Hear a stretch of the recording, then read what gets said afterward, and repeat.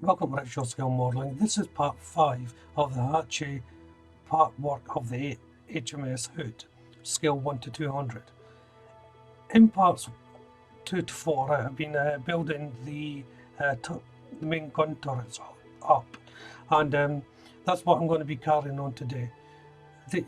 This will be the last bit of work done on the turrets until they're due to be fitted, I think. So let's jump into this. I'm starting off with issue 55, as you can see there, and this issue is concentrating on the mounts. The yellow parts are shown in the parts I'll be used in later issues, and some of the sprue will be used from issue 50. It's a simple construction. There's a little bit of photo etch going on, and it's also instructing me to paint the fabric that goes around the barrels, as well as painting the actual turrets themselves. So to start off with, I have to take the mounts off the wooden sprue here, and then I'm using a combination of PVA glue and super glue. The super glue is primarily just so that it achieves a bond quicker, but the main bonding agent is the PVA glue.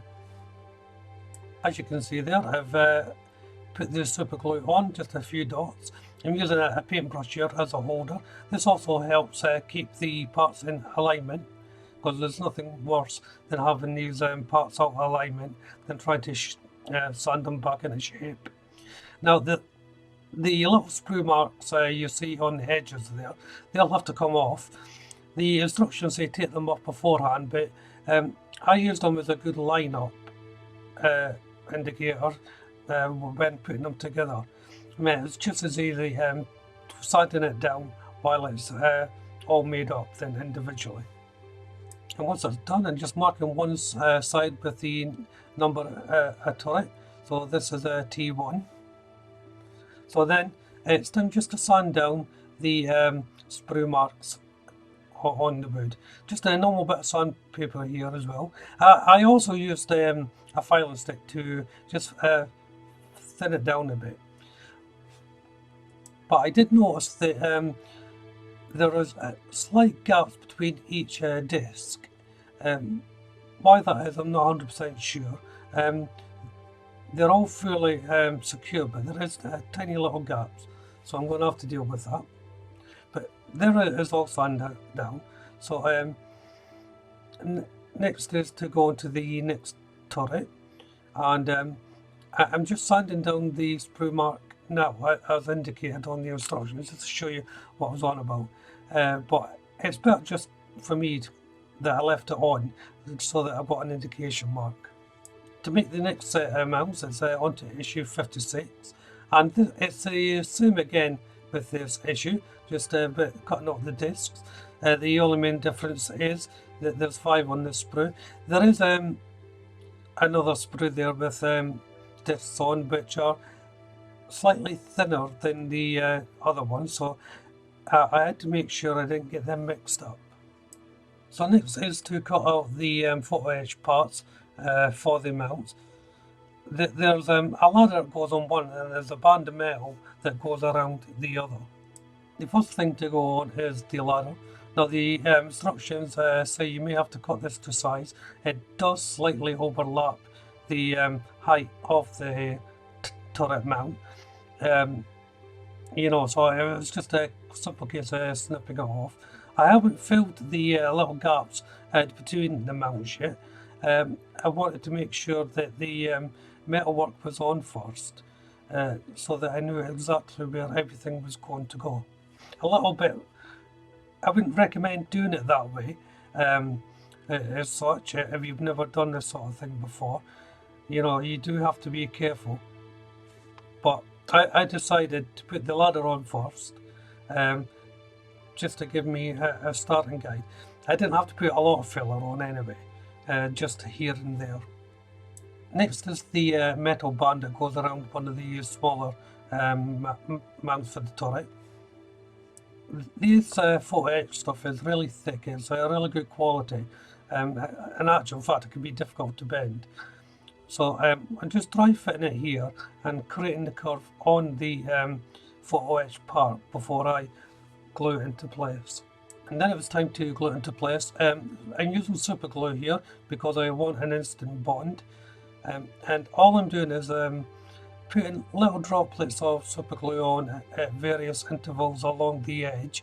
So I'm just doing one little bit at a time, putting it on, letting it set, then carrying on the curve around the edge of the disc.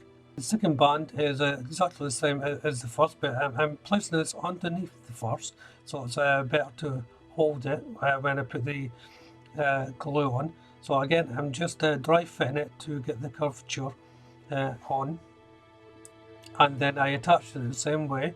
As I said, the tip of it's going underneath the first one, just so that I can load it without cementing my fingers to the part, and just working my way along the edge until I achieve meeting the other end. It's quite not long, but it's delicate work trying to get everything in place. So as you can see there, I'm just doing the second part now, and to close it up, just a little bit more super glue at the ends before placing it on this. Then should just fit onto the tip of it, and just using the bottom part of my tweezers there, just so that again I don't cement my fingers. But you may, I had to get my fingers in to hold it down in the end, only for a couple of seconds though, not long. So it's time to fill the little cracks in, and this is just melted down sprue with some normal cement, and I'm just wiping it around, sorry, a little bit off camera though, and then I'll clean off any excess and sand it down. I'm going on to the barrels, and I'm painting this in Revell Aquacolor 43 medium grey. I sort of agonised what sort of colour grey shade that I painted in, whether it should be a light grey or a darker grey. In the end, I went for a medium grey. The instructions actually call for a umbrella colour, which is a 145 medium grey, which that colour doesn't exist anymore anyway. But after looking at some photographs and that, I thought, well, yeah, this is probably the best way to go. And it's the same colour for the turrets as well. I use Revell Aquacolor 314 beige for the dust covers that's at the bottom of the barrel. I do change the colour in the end because I wasn't sure of the actual colour of these what the colour of these covers should actually be. So while all the paint's drying, I'm just sanding off any excess parts of filler. So it doesn't take long, it's just a quick pass over with the sanding stick. And once they were all sanded down, they were painted in 43 medium grey by Revell Aquacolor.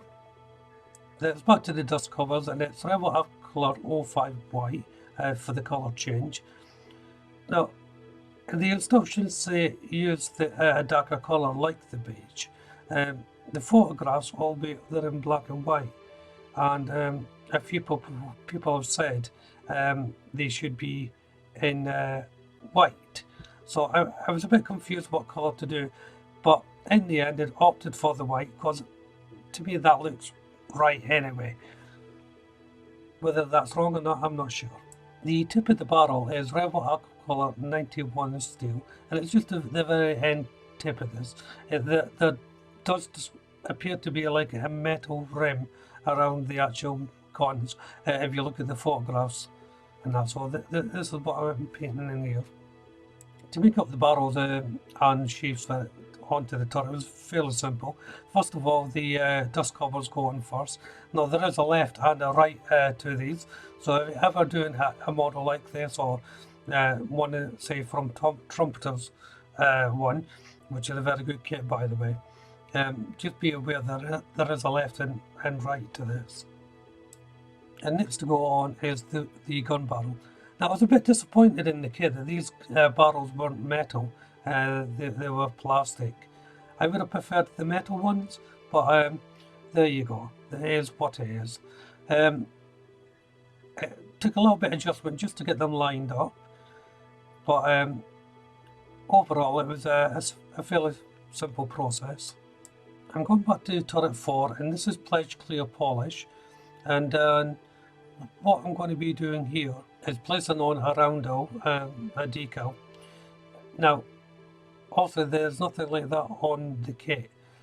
I watched a video by the model shed because they were building the 1-200 Trumpeter kit, and the guy came up with a very interesting thing. He was building it. He said on overhead falls in 1941,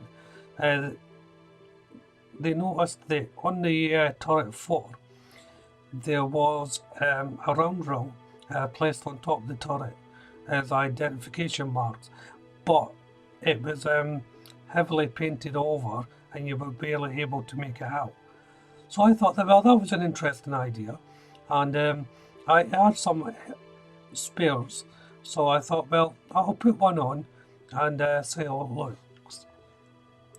Once the decal is placed on, use a microsole to soften up the decal, and that will conform it to all the ridged areas on the part. Now, it will take a lot longer for the decal to settle in and bed down, but it is worth using something like this decal solution.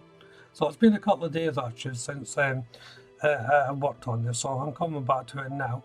As you can see, the decal's all nice and dry, it's all settled in, but I have to dull it down now and paint over it to make sure you can only see a little bit of it. So I'm using once more Rebel Aquacolor 43 medium grey, and I've got a little bit of water here, so I'm putting a bit of paint on my brush and then a little bit of water just to wet it and thin it down, because I'm not sure how much I want to dull it down at this point. So I'm just painting over the decal. As you can see, it's covered it up, but only barely. So I'll play around with this until I'm happy with the look. So I'm just taking a little bit more paint off to see how I like that. So I'll bring this part to a close. That's the turrets made up. All that's left to go do now is put them to one side, then attach the mounts to the turret, which will be done by a location pin later on down the line on the build when it's time to attach them. So if you haven't done so already, why don't you check out the channel for the rest of this builds, videos, or indeed the rest of my content. Subscribe to the channel and you'll be notified of future updates for this build and all my upcoming builds. Hit that like button and of course leave a comment. But for now, thank you all very much for watching. Bye bye.